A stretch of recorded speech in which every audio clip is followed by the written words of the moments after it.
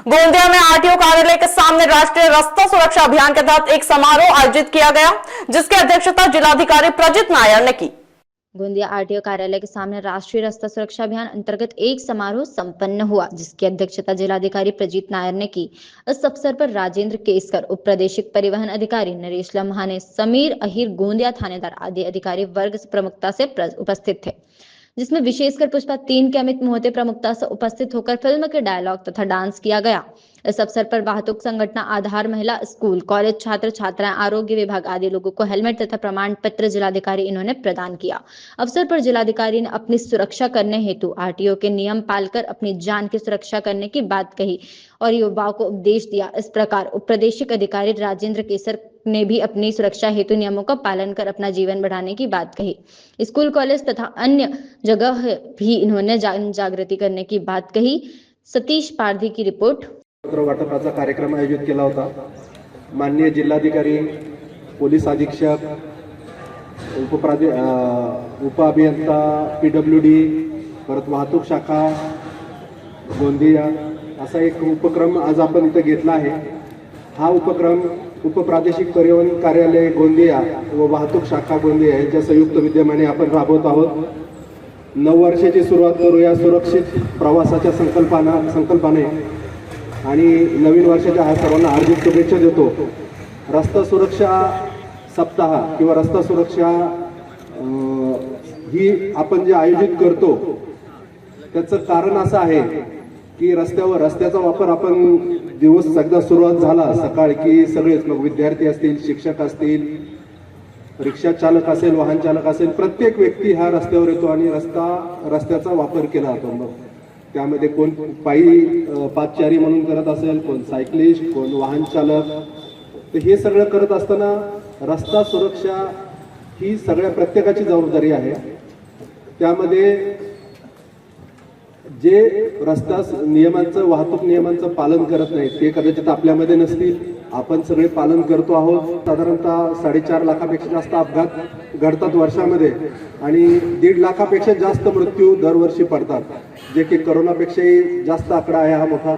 आणि आपल्या गोंदिया जिल्ह्याचं थोडंसं पाहिलं स्टॅटिस्टिक्स तर गेल्या वर्षीचं 2024च्या याच्यामध्ये 166 अपघाती मृत्यू झालेले आहेत, जे की आपल्या त्यांच्या कुटुंबात जर कोणी जवळपासचं नातेवाईक किंवा कोणी एखादा मित्र असेल तर तुम्हाला त्याची गंभीरता नक्कीच लक्षात येईल। त्यामुळं जास्तीत जास्त आता जे आपल्या गोंदिया जिल्ह्यामध्ये वाहन संख्या पाहिली साधारणतः 4.25 लाख संख्या आहे, त्याच्यामध्ये दुचाकींची संख्या ही 3,10,000 आहे, म्हणजे साधारणतः 85% वाहने हे फक्त दुचाकी आहेत। आणि आपण पूर्ण जिल्हाभर 8ही तालुक्यामध्ये विविध ठिकाणी असे उपक्रम घेणार आहोत। सर्व शाळा कॉलेजेसमध्ये प्रबोधन चालू आहे। सर्व विद्यार्थी आणि विविध शाळा कॉलेजेसमधील मोठी मुलं ह्याबद्दल अवगत करायचं आहे। जस्ट लीडर आहात असं समजून काम करायचं आहे। आमचं खूप छान आयोजन केलं, आपण सहभागी होता सगळे। त्याच्यामध्ये अपघाती मृत्यू प्रमाण आहे साधारणतः 60-65% आणि त्याचा वेळ आहे साधारणतः संध्याकाळी 6 ते 9 पर्यंत। हे प्रमाण जास्त आहे। वाहन चालवलं पाहिजे, नियमांचं पालन केलं पाहिजे। मग साधं आहे, कार चालवत असाल तर सीट बेल्टचा वापर करा। गाडी चालवत असताना कुणीही मोबाईलचा वापर करू नये। मी थोडंसं बऱ्याच वेळेस इथं बघतो, खरंच एवढं महत्त्वाचं काम असतं का की आपण इतकं मोबाईल जास्त आहे, त्याकरता दंडात्मक कारवाई करणे हा एकमेव उद्देश आमचा नाही आहे, परंतु आपली काळजी, आपली केअर, ह्यावरची स्लोगनच आहे परवाह किंवा केअर। तर आपली सर्वांची काळजी आहे सरकारला असं वाटतं, म्हणूनच रस्ता सुरक्षा दरवर्षी पूर्वी आठवडाभर असायचा, आता तो महिनाभर केलेला आहे। आणि परिवहन सेवा ही जी आरटीओची साईट आहे त्याच्यामध्ये सगळं गेले की तुम्हाला साधारणतः 102 सेवा आहेत, ज्या की सगळ्या ऑनलाईन सेवेद्वारे तुम्ही त्याचा लाभ घेऊ शकता। 19च्या अगोदरचे वाहनं आहेत त्यांना कंपल्सरी हाय सिक्युरिटी रजिस्ट्रेशन प्लेट बसून घ्यायचं आहे। सिक्युरिटी रजिस्ट्रेशन मार्क म्हणजे हाय सिक्युरिटी नंबर प्लेट लावून घेणं अनिवार्य आहे। या आज कार्यक्रमाकरता माननीय जिल्हाधिकारी सर, पुष्पा म्हणजे आपले मोहिते, नंतर PI सर्व नागरिकांपर्यंत आम्हाला। आणि हा जे विषय आहेत, हा जे डेथ्स आहेत, आता एखाद्या व्यक्ती जवान म्हणून जर ते देश सेवा करताना त्यांचा जर ते शहीद झालं तर एखाद्या विषयासाठी किंवा एखाद्या मूल्यासाठी ते त्यांचं जीवाचा आहुती दिलं.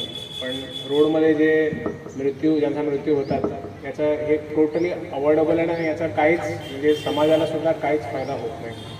आणि प्रत्येक वर्ष याच्यामध्ये जर आपण ट्रेंड्स बघितलं तर हे काय ना काय कारण ते वाढत चालत आहेत. आणि याच्यामध्ये मला असं वाटतं की काही बेअर मिनिमम सेफ्टीचं जर आपण पालन केलं तर हे टोटली अवॉइडेबल आहे. आता हेल्मेट वितरण कार्यक्रमामध्ये सुद्धा एक नोंद एक पुरुष आहेत. आता स्पीडमध्ये चालवणे आणि बाईक चालवणे हा जे विषय आहेत हे जनरली याच्यामध्ये पुरुषच असतात. मी सुद्धा पुरुष आहेत, मला सांगण्यामध्ये काय कुठे काय असं वाटतं की स्पीडचा जर आपण स्पीडने गाडी चालवलं तर कुठेतरी त्याच्यामध्ये एक स्टाईलचा एलिमेंट आहेत काय काय आहेत.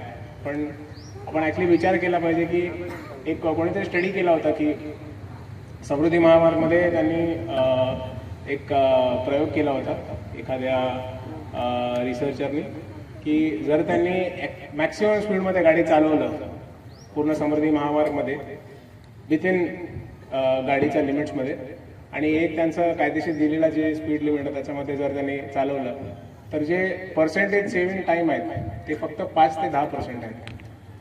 पण आपल्याला असं वाटतं की आपण स्पीडने गाडी चालवलं तर खूप तासावरचं काय त्याच्यामध्ये डिफरन्स होऊ शकतो, असा नाही आहे.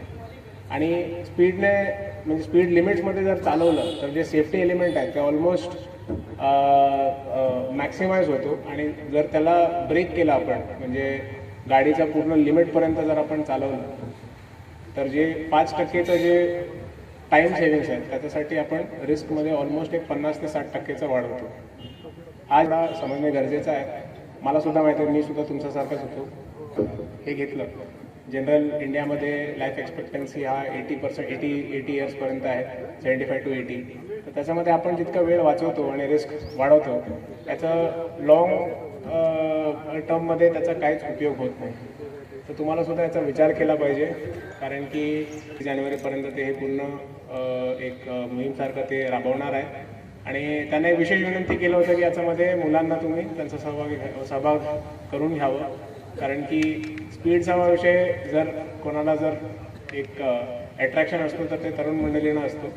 तर खूप आनंद वाटला की एक वॉकॅथॉन तुम्ही आयोजित केला आणि इतकं मोठ्या प्रमाणात त्याच्यामध्ये स्टुडंट्स आले, सगळे